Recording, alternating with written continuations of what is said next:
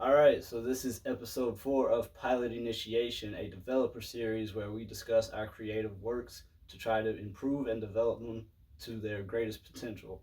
I'm the host, Shea Baker. This is co host Solomon Page, and we will be discussing the finalizing of Chapter 3 of Lovia's Resonance today, and we'll be discussing how we'll go into Chapter 4. All right, what you got for me? All right.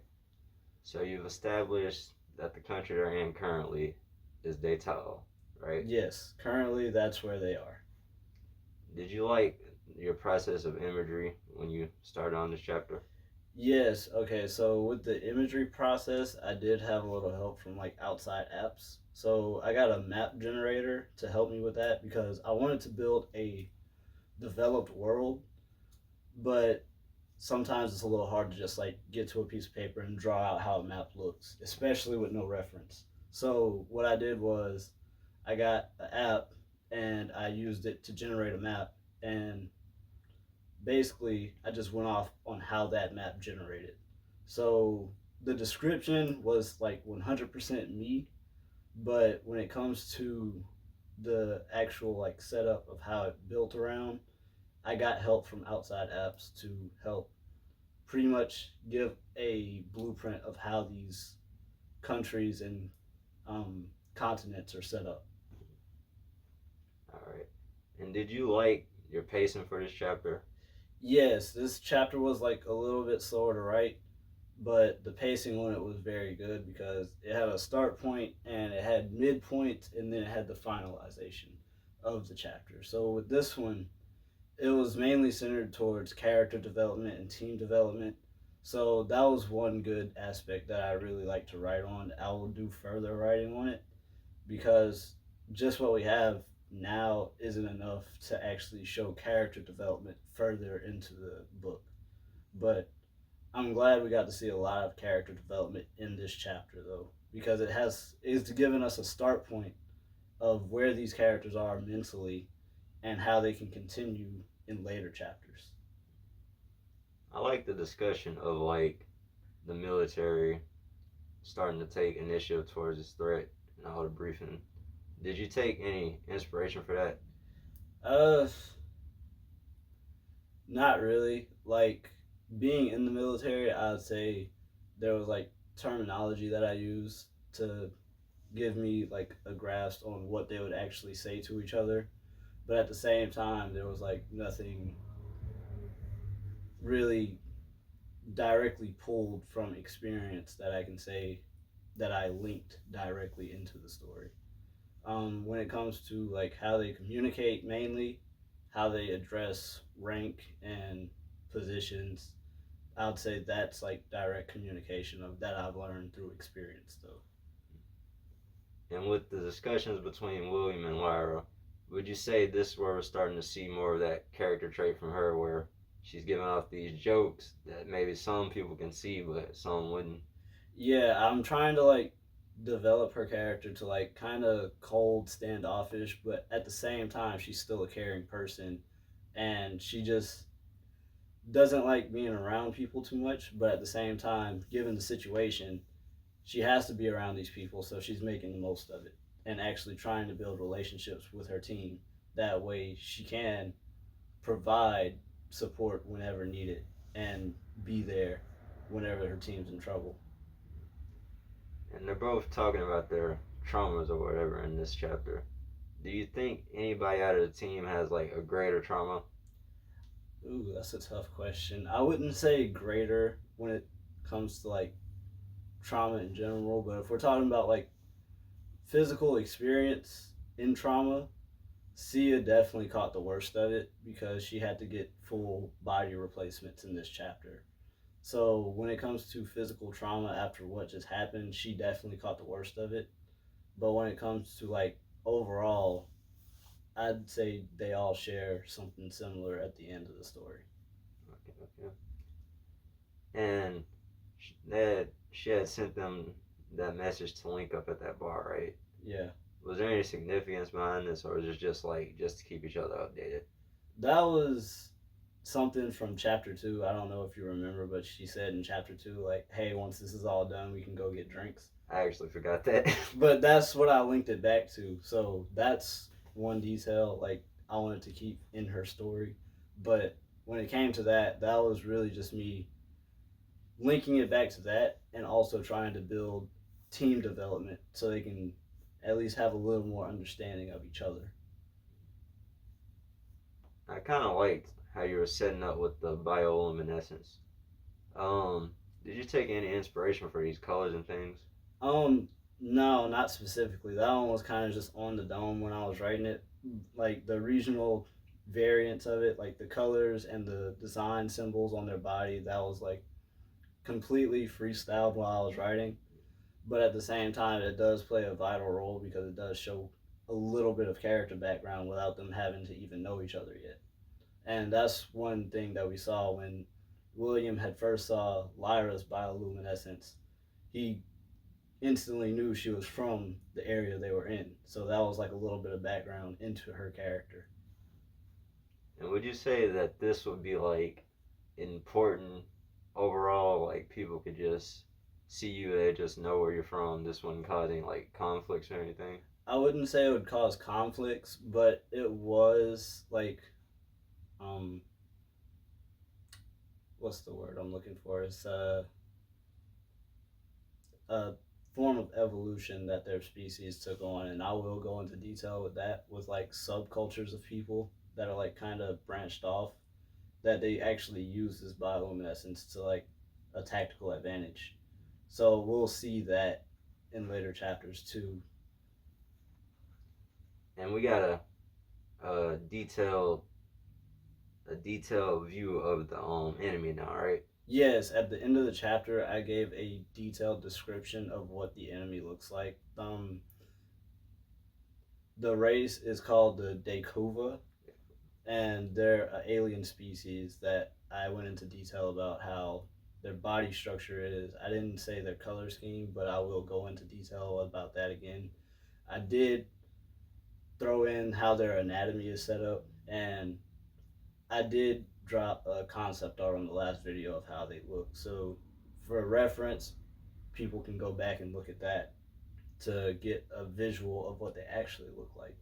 But in the story, they they kind of just look mutated in a way. Like they look like snake people with four arms and like just eyes. So I wanted it to be like kind of a horror aspect with their makeup, but at the same time, I want them to be like biologically advanced compared to the Deimos.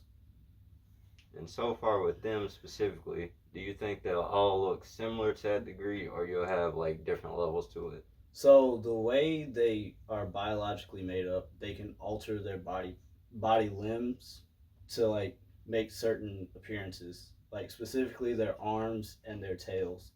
So when it comes to altering their overall physical appearance, they all do look the same, but they can make different things with their bodies because they have liquid iron bones that they can also harden, and their skin is made of tungsten. So their body is very dense and hard.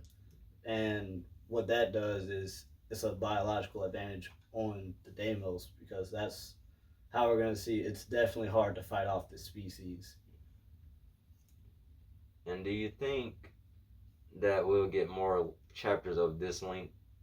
I'm definitely working on that. I definitely don't want my chapters to be short, but I do want some short chapters in there to where it's like more action and plot.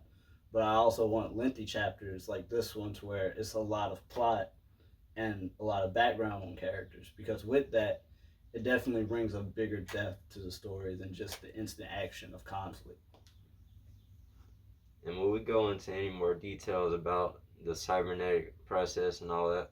Yes, that is one thing that I really enjoy writing about is the cybernetics that they use. So, like I said, it takes a lot of inspiration from Cyberpunk the game, but when it comes to how they do cybernetics, they do it in a more professional way than you see it in Cyberpunk.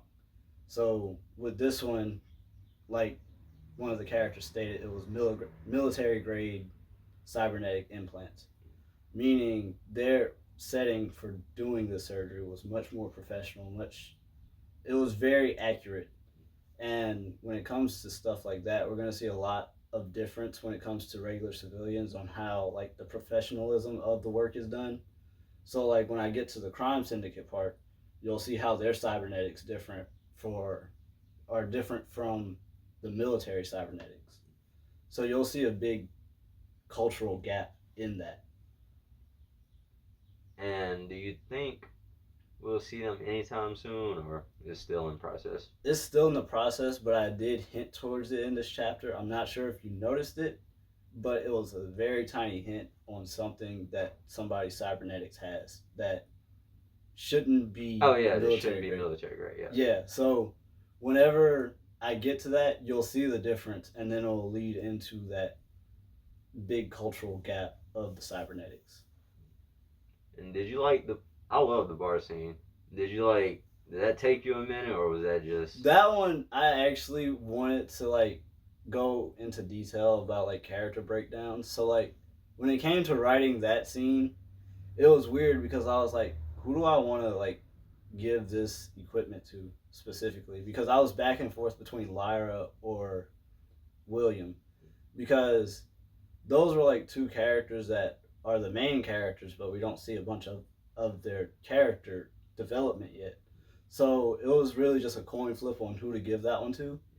But at the same time, that was fun to write because that like gives you a little more character background about like how well prepared they are for certain situations. Because like nobody would have expected Lyra had cybernetics as well because it's not a visible thing compared to Sia and Colin that have outer cybernetics now. Like Sia, she has the whole cybernetic arm, and Colin, who has the cyber exo spine. Would you say that might be a spoiler? Would you say that William might have any? I'm not gonna say that he does, but I'm not gonna say that he won't either. So that's a good question, but it would be a lot of spoiler if I did tell you that answer. And then more about the people in this chapter. I feel like we kind of just brushed past them. Yeah, I understand that because when it came to development with this chapter, it was more centered towards the main characters rather than the background characters. But next chapter, we will see a lot more in-depth background characters than we have with this one. Because what I wanted to do was I kind of had a bad habit of jumping straight to character dialogue of the main characters and going into their development. But like you said, I really just brushed over all the outside people that were in there that were mentioned. But at the same time, those are essential people. So with the next chapter, we are going to see a lot more of that. But with this one, I can kind of take that away and say, this is what I need to improve on going into chapter 4. And you want to talk about the currency and things? Okay, so the currency is just like a simple form of currency. It's called tones in the story, but it's really no different from our money. But the only difference is it's all a unified currency. So with that, they really can just go anywhere and transfer funds if needed without having to basically convert their money to something else. So which that's a really good help when it comes to them going all over the place because they're not just going to be in this one continent. They're going to be all over the world. And that's a lot of the world building that I want to get into when it comes to writing this. So we'll see a lot of them spending money in various places. So that's why I tried to find one unified currency. And so far, it's it was a country, Daytal, and they were about to go to Duval or Dove. I'm gonna say it's pronounced Dove, Duv. But yeah, they were just in Dutal. They're about to go to Dove, but for their technology, it's a lot faster to get places than it would be for us. So like they're going all the way across the country in just an hour's time. But yeah, that's their next move. So they're going from one country to a whole nother country in the same continent. And are you kind of how are you getting the names to these continents and countries? Random generators sometimes because like when it comes to name creation, I want my characters to have original names, but when it comes to places and things, those can be a little more complicated to develop. So when it comes to the places and things in the world, like the plant life and the animal life, I kind of just use a name generator and flip a little bit of it around. That way it sounds more pleasing, and that way it's easier to be read. So a lot of it is name generation, but when it comes to my actual characters, I make those names up 100%. I got you. And would you say this chapter was meant to be like that easing into an action? Yes, definitely. So the way I ended chapter 3, it was definitely setting up for conflict action in chapter 4. So we will be seeing a little more action in chapter 4, but it's not going to be as heavily impactful as chapter 2. So it's going to be a lot more isolated, a lot more controlled conflict compared to how it was in chapter 2. And they're kind of just studying the Dekuva. Kuva as they go, right? Yes, because it's an invasive species. They don't really know much about it yet. So that's something you're going to see is that they don't fully understand this threat. They have studied their biology, but that doesn't give them the advantage over them. So they have to try new tactics on how to defeat them and not. And by that same logic, the Dako wouldn't know that much about them either, would they? Yes, but the biological advantage is what's going to set them apart. They're going to be a lot more equipped for the situations that they're being put against. So when it comes to who's winning the fight, I wanted to start as the Dekuva definitely having the upper hand in a much larger scale, but I want them to like be able to fight back as hard as they can and eventually resolve the conflict too. And do you think you're gonna give the Dako their own type of language, or will it mostly just be like? That's actually I'm glad you brought that up because I want to go into that later in the story. So they definitely have their own language, but they'll be able to decipher the Deimos language as well. Because when I went into their biology, it shows that they have a parasitic barb on their hands. So unlike normal parasites, they're not just connecting to a host for nutrients. They're connecting to a vessel to do whatever they want with it. So they can control this entire entity however they want. They can use it for food, they can use it for water, they can use it as a shield if they wanted to. So that's going to be an interesting aspect that we see in chapter 4 actually. And would you say that you like the building of this Dato? Um Specifically that one, yes, that's a good question. Like when it came to the scenery, I liked setting it up, but at the same time, I hated doing that much detail in it just to throw it away so fast. Because as you saw, they're instantly going from one One place place to to another, another. and it was not even a whole 24 hours. So it's a shame that I set it up for that massive beauty, but at the same time, just throw it to the side and instantly go somewhere else because that's like one of the places in their world that like has a lot of like natural attraction compared to a lot of other places. But I do want to put other places with that same beauty and have them stay there at least a little bit longer. That way they can observe the setting that they're actually in. And so with the way they're exploring and going on the missions, you don't think they'll ever trace back, or? That's a great question, actually. I definitely wanted them to trace back to where they initially launched from, but that might be in later chapters because of the imminent threat. But I don't know how far or how many times I'll have them tracing back. So it might be once or twice. It could be a few other times. But I definitely know for sure they're going to trace back at least once. And about the things they were buying in the store, a lot of them are like military grade things, right? Yeah, so that's something from experience. I've been on bases a lot. A lot of those shops have like actual military equipment. And that's one thing that I wanted to incorporate is that they are on a military base for their people and they have equipment that they need to buy that is also for their soldiers.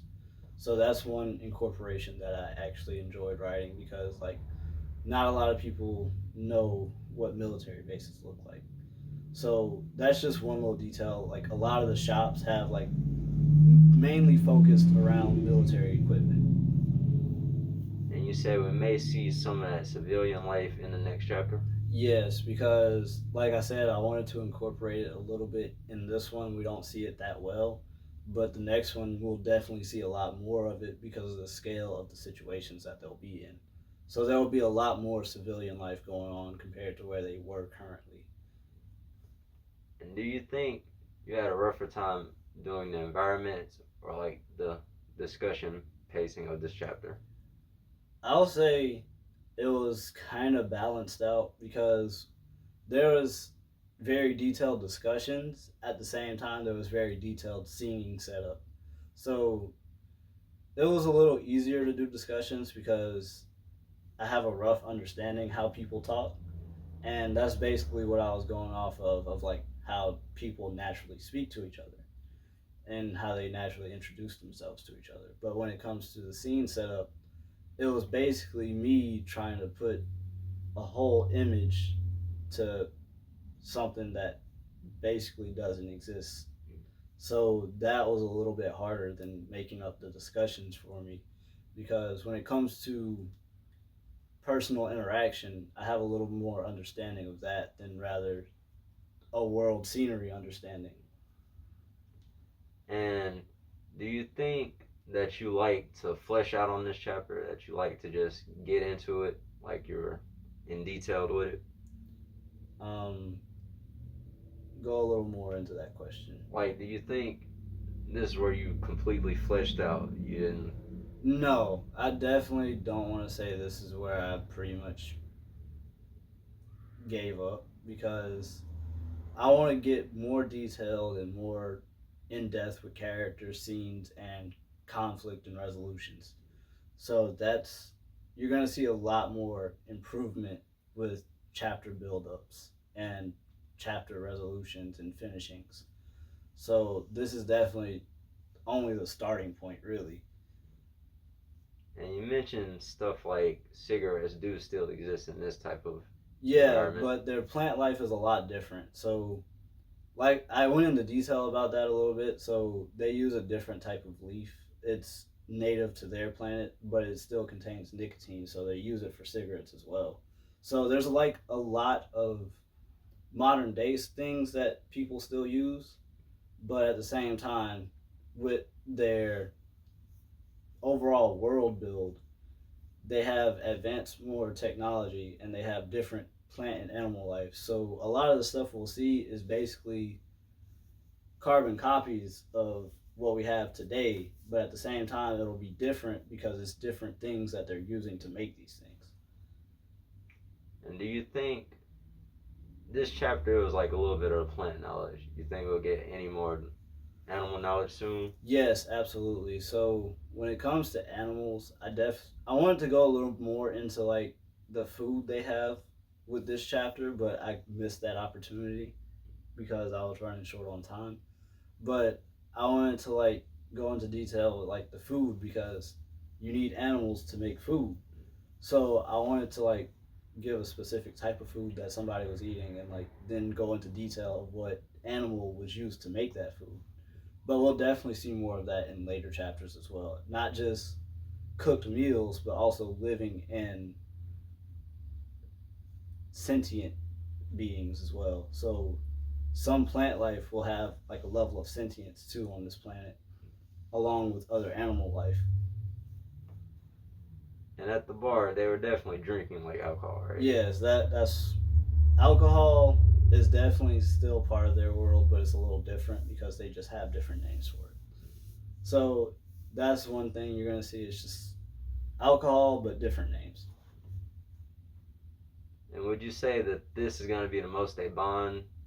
Absolutely not. There's still going to be a lot of team development in later chapters, but this is definitely the starting point to build on it. So, like in later chapters, we're going to see a lot more team conflict, but at the same time, because of their bonds, they're going to be able to move past it.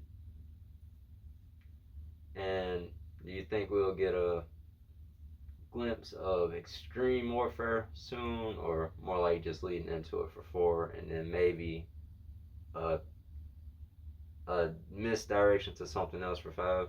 I wouldn't say extreme warfare. I'd say more domestic threat. So when it says extreme warfare, you're putting the image in my head of like an all-out war. But the level I'm going is like domestic threat to controlled group of domestic threat. So it's not going to be like insane, like whole countries being blown apart.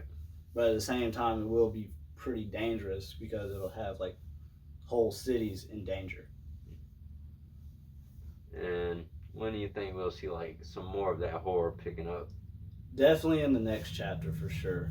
You won't see like the same level, I guess, as chapter two, but it could be more or worse on your opinion. But we're definitely going to see a little bit more of the horror aspect going into chapter four because that's when we're going to see the Dekuva actually interacting against the Deimos. And did you think this would be like your set pace for a few chapters? Um, I don't know about a set pace yet because to me this one still seemed kind of fast for what I was trying to accomplish. But at the same time, I did get a lot accomplished writing it. So I do want to try to maintain this pace a lot, but at the same time, I want to make it a little slower sometimes or make it a little faster at other times because you can miss out on a lot of major plot points if you don't take your time writing.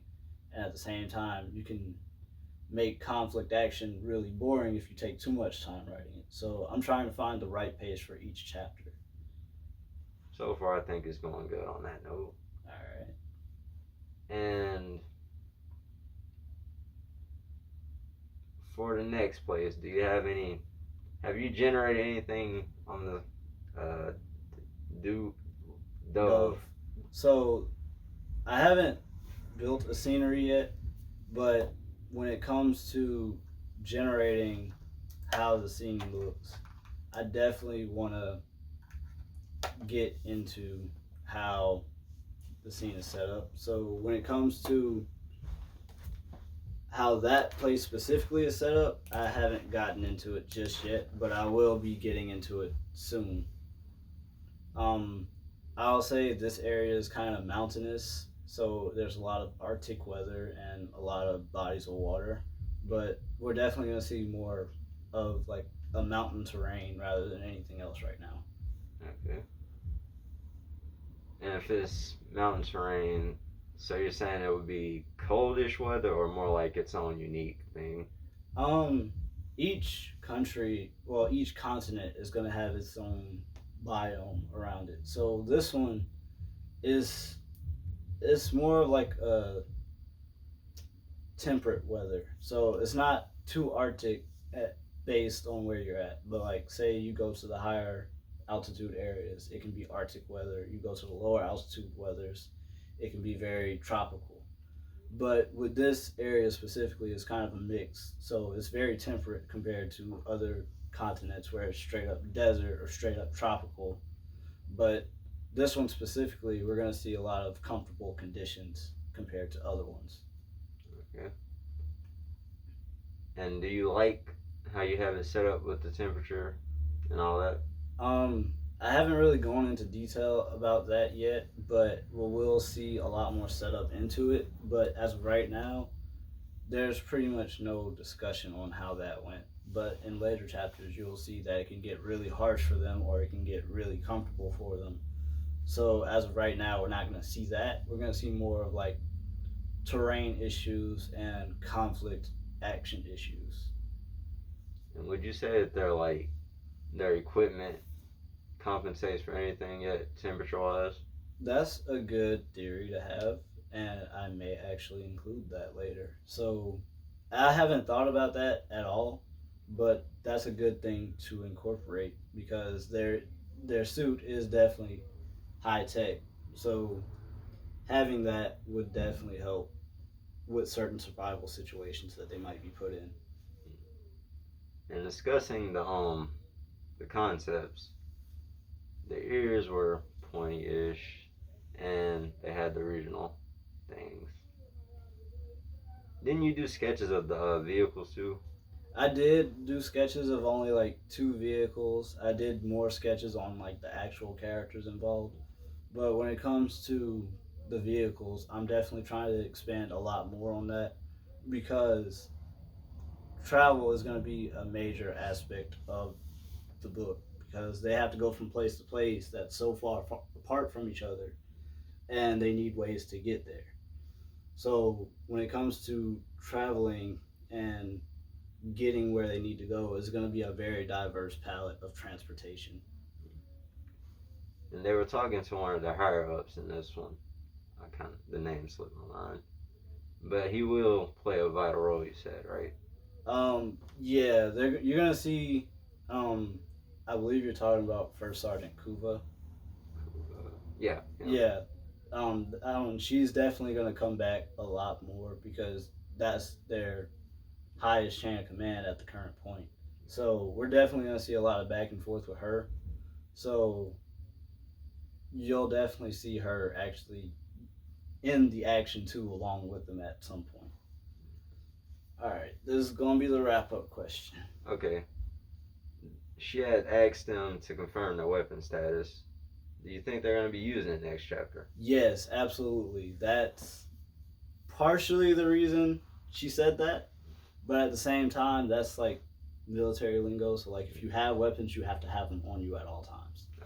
That's basically what it was checking for. So, but that was good foreshadowing that I didn't even notice I did.